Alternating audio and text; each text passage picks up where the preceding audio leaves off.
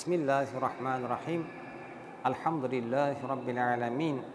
Wassalatu wassalamu ala rasulina Muhammadin wa ala alihi wa ashabihi ajma'in. Amma ba'd. Assalamu alaikum wa rahmatullahi wa barakatuh.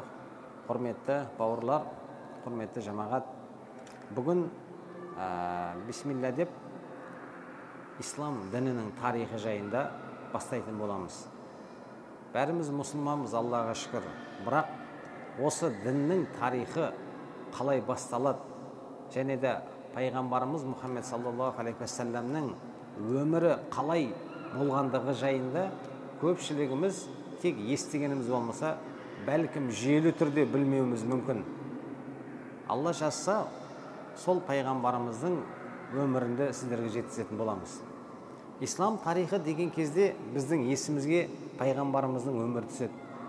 Бірақ пайғамбар саллаллаху алейхи уассаламның өмірінен алдыңғы кезеңді де біз ислам тарихына кіргіземіз. Яғни адам атадан бері қарай келе жатқан кезеңді сол мұсылмандық тарихтың бір бөлшегі ретінде қарастырамыз.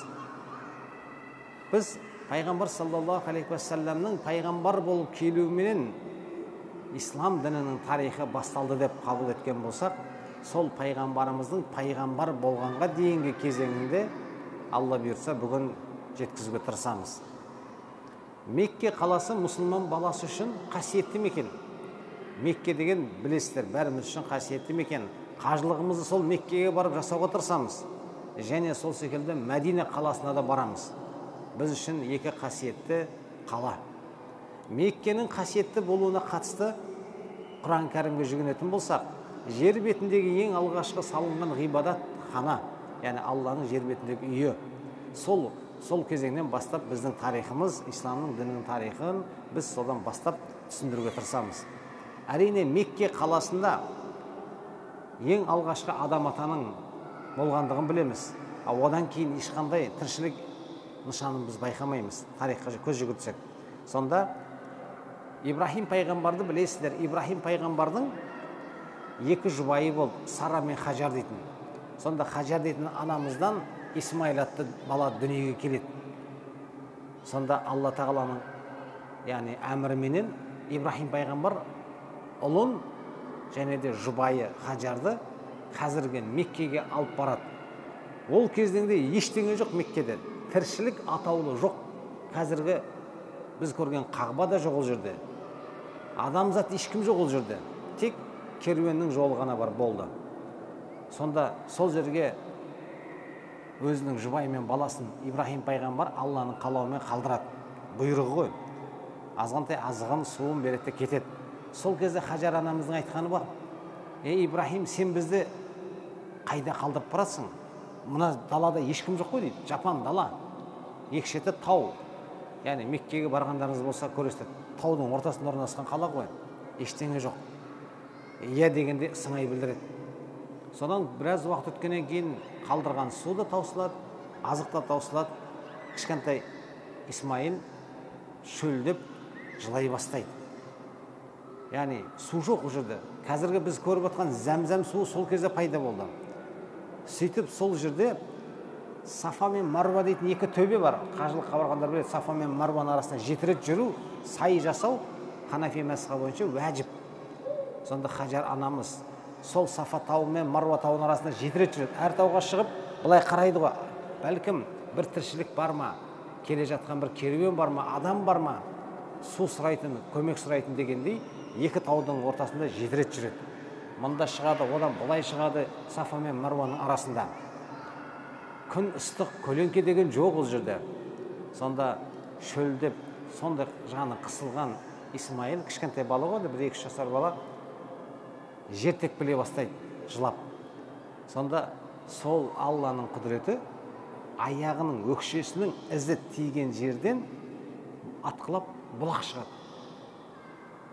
Анан енді Хажар анамыз алыстан тұр ғой, алыстан қарап тұр. Өзінің қолында баласының қайтыс болғанын көргісі келмей қиналып ана ғой, алыстан қарап тұрады. Сонда ана судың шыққанын көрген кезде дереу жүгіріп барады Хажар ана. Сол жерге барып, су енді ағып жатыр ғой, шығып жатқан кезде шет-шетінде құмды былайынан үйеді ғой. Зәмзәм, яғни зәмзәм деген сөздің мағынасы тоқта деген сөз. Яғни суды қалқалайды бүйтіп, арық шет-шетін су, ана бала болса құммен шет-шетін жағы ағып жатса бөгеуге тырысамыз, сол сияқты Замзамның айналасын бөгейді, Замзам деп.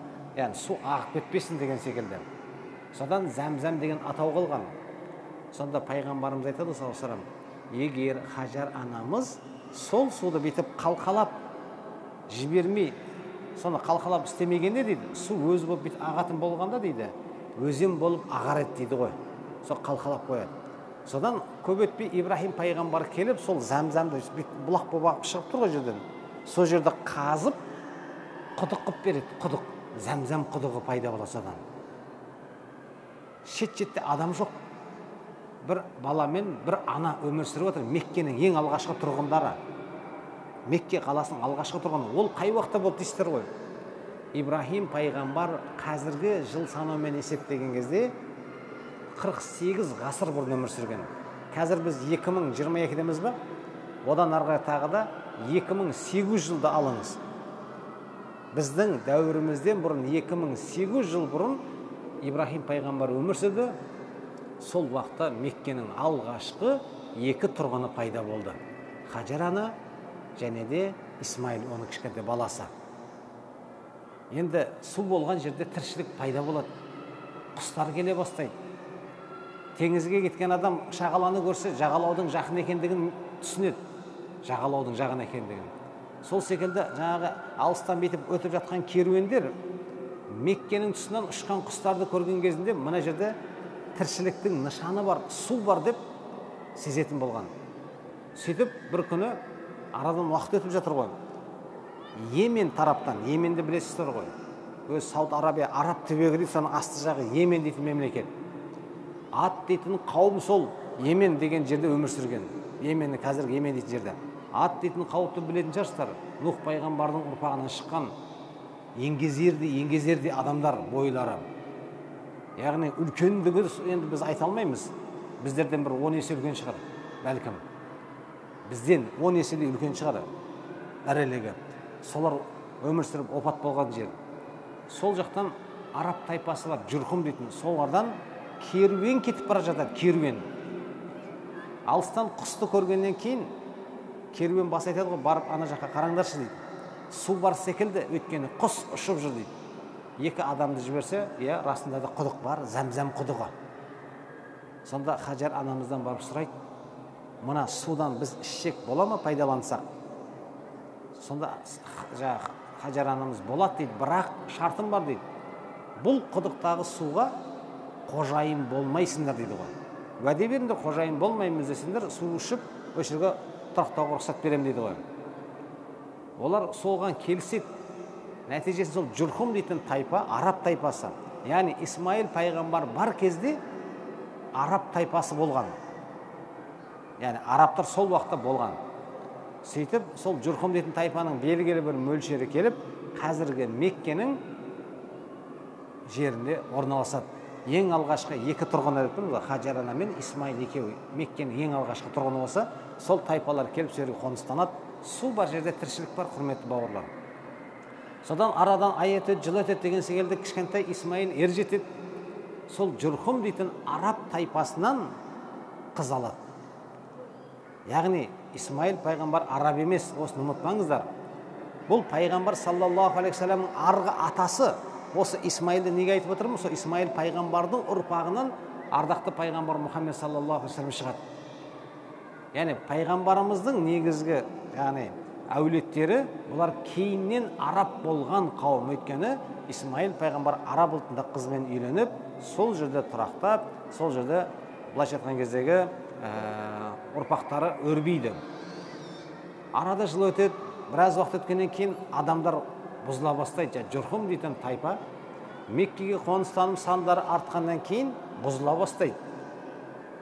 Бұрынғы айтқан уәделерін ұмыта бастайды. Бұл жол не істейді? Қақтығыс болады, алауыздық болады, әртүрлі жағдай болады. Сөйтіп жүрген кезінде басқа бір 2 араб тайпасы, Кинана деп атайды, және де Хуза дейтін 2 тайпа бірігіп Меккедегі Жүрхұм тайпасымен соғысады.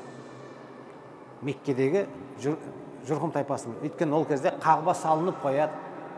Исмаил пайғамбар сол жерде тұрған кезінде Ибрахим пайғамбар келіп қағбаны салады, құрметті бауырлар. Түсінесіздер ғой. Қағбаны салды, сол жерде адамдарды қажылыққа шақырды, ол жер қасиетті мекенге айналды. Арабтар келіп шоғырлана бастады жан-жақтан. Енді Меккенің билігі үшін талас болып, Жұрхым дейтін тайпа мен Хуза, Кинана дейтін екі тайпа бірігіп соғысып, Жұрхым тайпасын жеңеді. Жеңгеннен кейін Жұрхым тайпасы амал жоқ Мекке қаласын тастап көшеді. Сонда кетіп бара жатқан кезінде Зәмзәм құдығының ішіне жаңағы алтын күміс табақтарын біраз заттарды салып, бетін жауып, тегістеп кетеді ғой. Құдықтың қай жерде екендігін ешкім білмей қалады. Хабарды біледі, ел біледі, Зәмзәм дейтін құдық бар, бірақ қай жерде қазады, қай жерде құдық таппайды. Арадан біраз уақыт өтеді бұл. Біраз жылдар өтеді. Сөйтіп жүріп, пайғамбар саллаллаху алейхи уассаламның атасы Абдул Мутталибке сол құдықты қайтып ашу нәсіп болады. Яғни арада пәленбай жыл өтіп кетті. Яғни осы жерде құдық бар деген секілді. Бірақ қай жерде қазады? Сонда пайғамбарымыздың атасы өмір сүрген кезең, пайғамбарымыздың өзі өмір сүрген кезең, алғашқы пайғамбарлыққа дейінгі кезең арабтардың надандық дәуірі деп атайды. Яғни Исмаил пайғамбар кеткеннен кейін қанша уақыт, ғасырлар өткеннен кейін арабтардың сол Меккеде өмір сүріп жатқан кезеңі надандық дәуір деп атаймыз біздер. Надандық дәуір деп аталудың себебі арабтар өте мәдениеттен жұрдай болды сол кезеңде. Соншалықты олардың жаңағы ластығы, мәдениетсіздігі адам айтып, яғни тіл бармайтындай дәрежеде болған. Тіптен олардың түсінігі бойынша, қызы бар адам, яғни қоғамдағы ең жағымсыз адамның біріне айналған. Өз қыздарын өздері тірідей көміп тастайтын, немесе өлтіріп тастайтын қауым болған. Күшті, әлсізді жағы езіп, қанап, қорлайтын болған. Яғни бұл тек арабқа тән нәрсе емес, құрметті бауырлар. Бұл кез келген орта ғасырдағы қауымның бәрінде бар. Күшті, әлсізді билейді. Күшті, әлсізді. Ол әлі де сондай ғой. Күшті мемлекет, әлсіз мемлекетті билейді. Одан қашып құтыла алмайсыз. Сондай бір заманды бастан кешіреді. Ол кезде енді дәретхана деген нәрсе жоқ. Олар енді әйелді қайдан алады десеңіздер, тұтқынға түскен әйелдерді өздеріне жұбай қылады. Бірақ өздерінің қызы болғанын қаламайды. Менің де қызым тұтқынға түсіп осындай қор болмасын деп олар қызды қаламайтын болған. Нәтижесінде ай өтеді, жыл өтеді. Арабтар Исмаил пайғамбардың әкелген дінін ұмытады. Дінін ұмытқаннан кейін барып, неге табынады? Пұтқа табына бастайды. Пұтқа табынған сол арабтардың сол Меккеге, Мәдинаға алғашқы пұтты алып келген адам Амр ибн Лухай деп атайды екен тарихта. Ол Йемен тараптан сол пұтты алып келіп, Меккеге алып келген екен. Адамдар әлгі пұтты көрген кезде таң қалып, бұл құдай болады деп соған барлығы табына бастайды. Нәтижесінде сол надандық дәуірде сол арабтар, Меккедегі арабтар, құдайға сенумен қатар әрқайсысының өзінің бір құдайы болған. Араб халқын қарасаңыз, тура қазақ халқы секілді рудан тұрады. Әрбір рудың бір құдайы болды. Олар не істейді? Тастан қашайды, ағаштан қашайды, немесе қамырдан илеп, халуадан илеп құдай жасайды. Сөйтеді соған табынады. Сол өздерінің құдай деп атағандарын алып барып қағбаның ішіне қойып қоятын болған. Қадірлі жерде, өйткені қағба қасиетті орын, білесіздер. Сонда арабтар бұл пұтқа табынушылық қалай пайда болды дейтін болса, Нух пайғамбардың кезеңінен басталады. Нух пайғамбар 950 жыл өмір сүрген пайғамбар. Сонда сол пайғамбардың да ұрпақтарының ішінде ізгілері болды, тақуалары болды, діндарлар болды, әулиелер болды. Шайтан сонда сол ұрпаққа ой салады ғой. Мына пәлен деген кісі қайтыс болды. Бұны ұмытпау керек. Ұмытпау үшін не істеу керек? Суретін салып іліп қою керек көпшілік жерге. Соны үнемі қарап отыр, мына пәленше ғой деген секілді.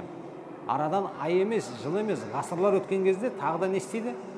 Бұндай адамдар ұмытылып қалуы мүмкін. Кейінгі ұрпақ ұмытпасын, оның мүсінін салыңдар дейді ғой. Мүсінін. Тастан қашап мүсінін салады.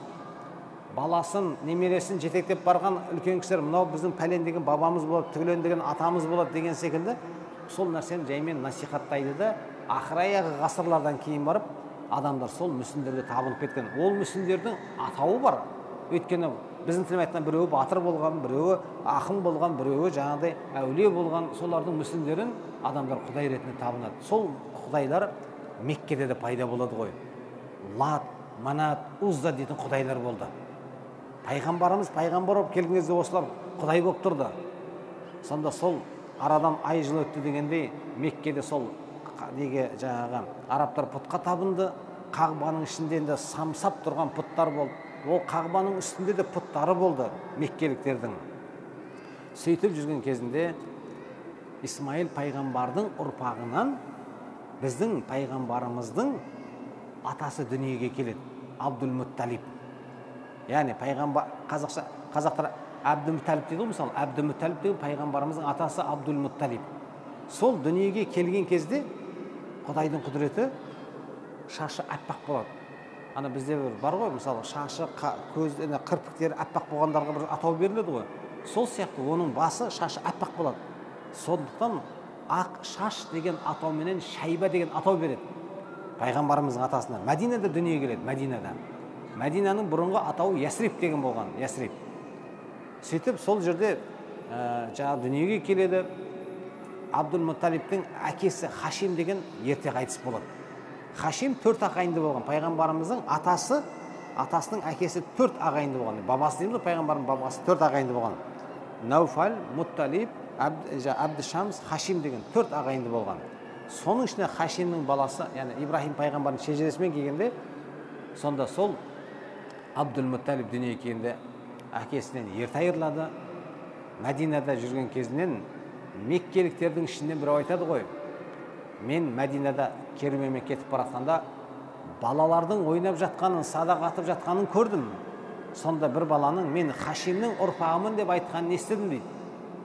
Сонда Хашимнің өзін туған ағасы Мутталиб дейтін кісі Меккеде ғой. Соған айтады, сенің немере інің, бауырының баласы Мәдинада көрдім, жетім жүр ғой. Соны неге өзіңнің қамқорлығыңа алмайсың деп Абдул-Мутталибті, сол Шайба деген баланы Мәдинадан тауып Меккеге алып келеді. Көкесі әкесінің туған ағасы. Түйесінің артына отырғызып алып келеді, басы шашы аппақ. Яғни кішкентай баланың шашы аппақ болса ерсі көрінеді ғой, шыны керек. Мынау қандай бала дейді ғой. Сонда сұрайды ғой көкесінен. Яғни пайғамбарымыздың атасының ағасы ғой, сонда сұрайды ғой. Мынау сен түйенің артына мінгестіріп келген бала қандай бала дейді ғой. Бұл менің құлым ғой дейді ғой, құлым. Абд деген сөз, құл деген сөз араб тілінде. Өзі Мутталиб артындағы мінгестіріп жатқан бауырының баласы, соны менің құлым ғой дейді ғой. Содан Абдул-Мутталиб болады. Мутталибтің құлы деген мағына негізінде. Мутталибтің құлы деп, сонда пайғамбарымыздың атасы Шайба емес, Абдул-Мутталиб деп аталады. Ер жетіп отау құрады, бірақ өте беделді. Меккедегі жаңағы сөзі өтімді, салмақты, абыройлы, беделді кісіге айналады. Өйткені пайғамбарымыздың арғы аталары пайғамбар ұрпағынан келгеннен кейін абыройлы қоғамда. Бай емес, бірақ абыройлы, беделді етін. Сөйтіп, бұның бір баласы болады, пайғамбарымыз атасының бір баласы, Харис деген. Бір күні сол Абдул-Мутталиб Қағбаға жанында көлеңкеде көзі ілініп ұйықтап кетеді. Ұйықтап кеткен кезінде оған аян береді. Тұр дейді ғой, тұр. Тайбаны қаз дейді. Тайба деген не ол? Түсінбейді Абдул-Мутталиб. Тағы да сондай түс көреді. Тұр, Тайбаны қаз дейді. Кейін барып есіне түседі, Зәмзәм құдығын аш деген екен. Мен оны қайдан табам дейді ғой түсінде. Қайдан табам дейді. Ертең бір қарға келіп қонған жерді тұмсығымен шұқиды дейді. Сен сол жерде қаз, сол жерден Зәмзәм құдығын ашасың дейді ғой. Халықтың арасында Зәмзәм құдығы деген бар, бірақ ешкім оны ашу бақытына ие болмады. Шынында да ертесінде Абдул-Мутталиб қайтадан Қағбаның қасына барады. Анандай жерде бір қарға келіп қонады. Сөйтеді, тұмсықпенен бір жерді шұқиды да ұшып кетеді. Зәмзәм құдығы Қағбадан алыс емес, қажылыққа барғандарыңызды көрген шығарсыздар, алыс емес. Сөйтіп сол жерде барып қаза бастайды, қасына баласын ертіп алған Абдул-Мутталиб. Жас жігіт қой онда. Сонда қазып жатқан кезінде Меккенің ағайын мен сығайлар дейміз сол замандағы шонжарлары келеді. Ей, сен не істеп жатсың дейді ғой. Мен мына жерде Зәмзәм құдығын қазып жатырмын дейді ғой. Сонда Меккенің негізгі байырғы тұрғындары дейміз ғой, Абдул-Мутталибке әңгіме айтады. Бұл Зәмзәм біздіңкі дейді ғой, сеніңкі емес, біздіңкі. Бұның иесі біз боламыз дейді ғой, таласады. Сөзге келеді. Сонда Абдул-Мутталиб айтады ғой, Меккенің тұрғындары. Әй, сен кімге сеніп тұрсың дейді, бізбен сөзге келіп ерегісетінде кімге сеніп тұрсың? Жалғыз балаң бар ғой, сен соған сеніп тұрсың ба? Біздің бала шағамыз көп қой дейді ғой. Яғни сен ешкім емессің ғой, сен өлтіріп қоямыз ғой деген ұғым келтіреді ғой. Сонда Абдул-Мутталиб Аллаға дұға етеді. Я Раббым, маған 10 бала берсең, біреуін сенің жолында құрбандыққа шаламын дейді. Сөзтір ғой. Біреуін сенің жолында құрбандыққа шаламын дейді. Сөйтіп не керек? Меккеліктермен таласады, әлгі жерде ашады. Сол ашқанға дейін біраз талас болып, Абдул-Мутталибпенен сөзге келеді ғой. Алла олай болса дейді, төрешілікке барайық дейді. Бұның шын иесі кім болады дейді ғой. Жақсы, барсақ барайық. Шам қаласында дейді, Меккеден Шамның арасы ұзақ жер.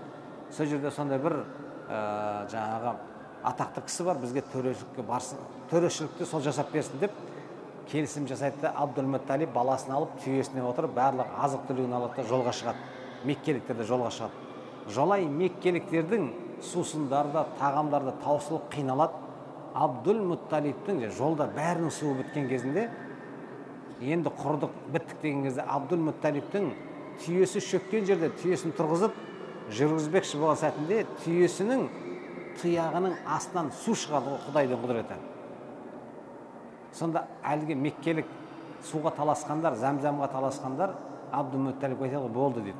Біз осы жерден қайтайық. Құдай салған берген екен. Бұл жолда сенің ақ екеніңді көрсетті. Мына жерден түйеңнің аяғының астынан су шықты деп, суын ішіп, местеріне толтырады да Меккеге қайтады. Сөйтіп, жағы Зәмзәмнің қожайыны болады. Абдул-Мутталиб. Оның ішінде неше түрлі заттар шығады, алтын, күміс, әрине оны бөліседі. Сөйтіп, арадан уақыт өтеді. Алла тағала Абдул-Мутталибке 10 бала береді. 10 бала. Бір баласы бар еді, Харис, сонда 11 бала болады, 11 бала. Сөйтіп жүрген кезінде Абдул-Мутталибке түсінде аян береді. Тұр, уәдеңді орында дейді ғой. Қандай уәде? Қандай уәде? Естен шығып кетті ғой. Кейін барып есіне түседі. Я Раббым, сен маған 10 бала берсең, біреуін құрбандыққа шаламын деген сөз есіне түседі. 10 баласын жинайды. Әрине, мынандай ғой былайша, үлкен кішкентай деген секілді. Яғни біз білетін Абдулла ибн Аббастың әкесі Аббас, Хамза радиаллаху анху, ол кезде кішкентай балдар етін. Яғни Аббас сол кезде 3 жасар бала, ал енді Хамза болса 7 жасар бала болған шамасында. Яғни бірақ 10 баласы бар, былайдан есептегенде 10 баласы бар. Абдулла да ол кезде сол 4-ші, 5-ші баласы етін Абдул-Мутталибтің. Отырғызады, ақылдасады, ей балдарым дейді. Мен бір мәселені айтайын дейді ғой. Мен кезінде Құдайдан сұрап едім, Алла, сен маған 10 бала берсең, біреуін құрбандыққа шалам деп едім. Міне, 10-ыңды берді. Енді біреуіңді құрбандыққа шалуым керек дейді. Абдул-Мутталибтің бүкіл баласы келіседі. 10 бала, соның біреуі Абдулла. Ардақты пайғамбарымыздың әкесі былайша айтқан кездегі. Келіседі барлығы. Жақсы дейді, әке дейді. Не істейміз? Әркім өзіне жебе дейміз ғой, садақтың оғы. Соған атын жазсын да дейді. Мына қорамсапқа салсын дейді. 10 баласының аты жазылып қорамсапқа салынады. Бүйтіп алған кезде қай баласы шықса, соны құрбандыққа шалу керек болады.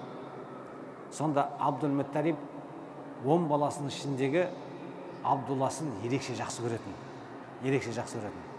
Сонда қорамсаптың ішіндегі жағы жебені араластырып тартқан кезде Абдулла деген жазу шығады. Бәлкім шатасқан шығар, кездейсоқ шығады, қайтып салып, қайтып алса Абдулла шығады. Қайтып алып, қайтып алса Абдулла шығады. Ойланады, мен жақсы көретін балам Енді бұны не істейін? Құдайға берген сөзім бар деп ақылдасады. Сөйтсе былай дейді ғой, Шам дейтін шаһарда бір сәуегей бар дейді. Соған барсаң, осы сенің шаруаңның шешімін айтады дейді ғой, шешімін.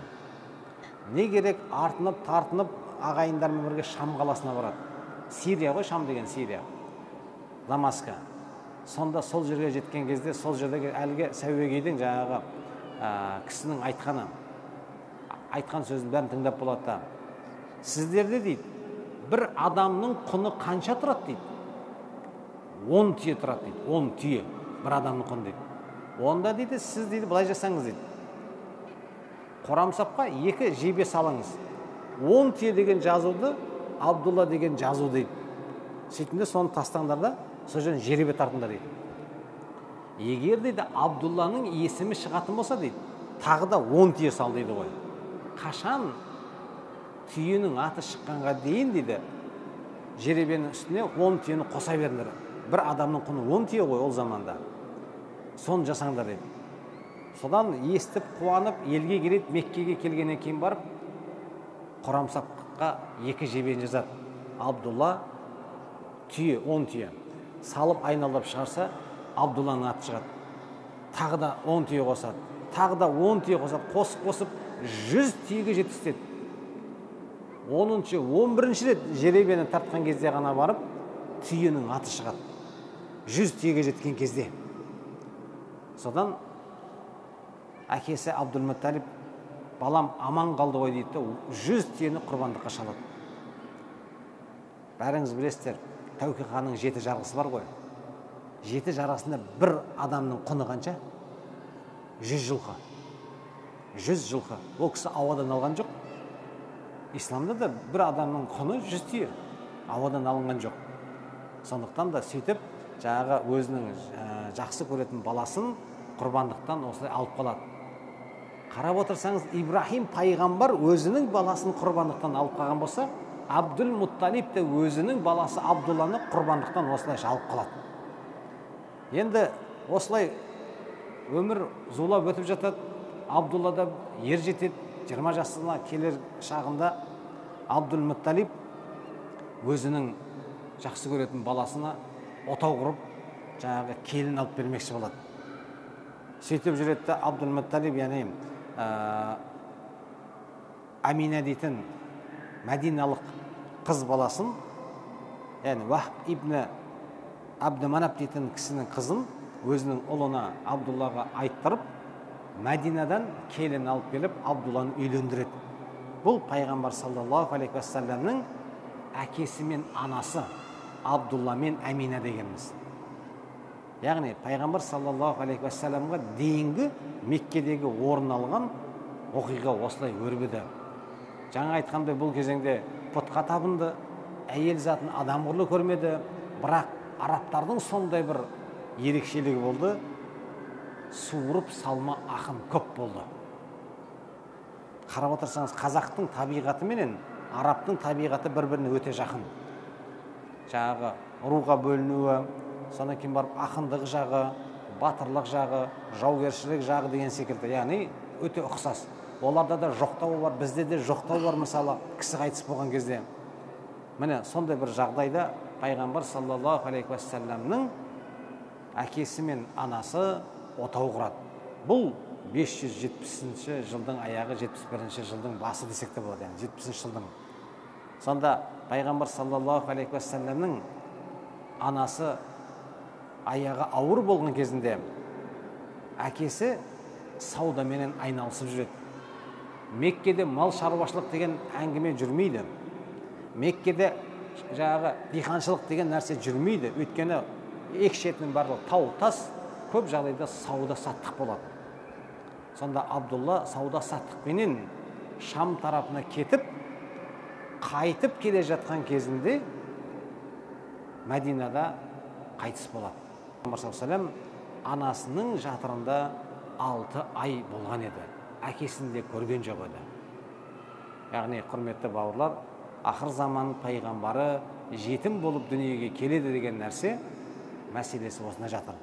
Сонда пайғамбар саллаллаху алейхи вассалам сол дүниеге келместен алдын осындай оқиға болды, және де пайғамбар саллаллаху алейхи вассалам дүниеге келместен алдан тағы да үлкен бір оқиға болады.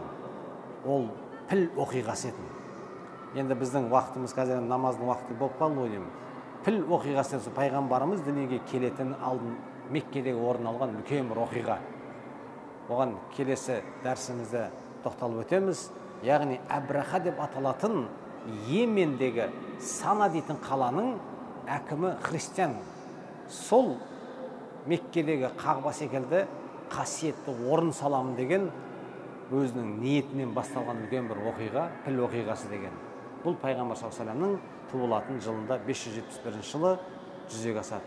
Яғни пайғамбар саллаллаху алейхи вассаламның өмірімен басталатын біздің дініміздің тарихын ислам тарихы деп айтамыз. Ислам тарихы бірнеше кезең өтеді. Пайғамбарымыздың дәуірі, 4 халифаның дәуірі, Әмәви халифатының дәуірі, Аббас халифатының дәуірі, содан кейін Осман империясының дәуірі болып кетеді. Яғни 5 түрлі кезең бар. Ол үлкен-үлкен ғасырларды алады. Иншалла біз пайғамбарымыздың өмірін сіздерге барынша жеткізуге тырысамыз. Баршаларыңызға Алла разы болсын.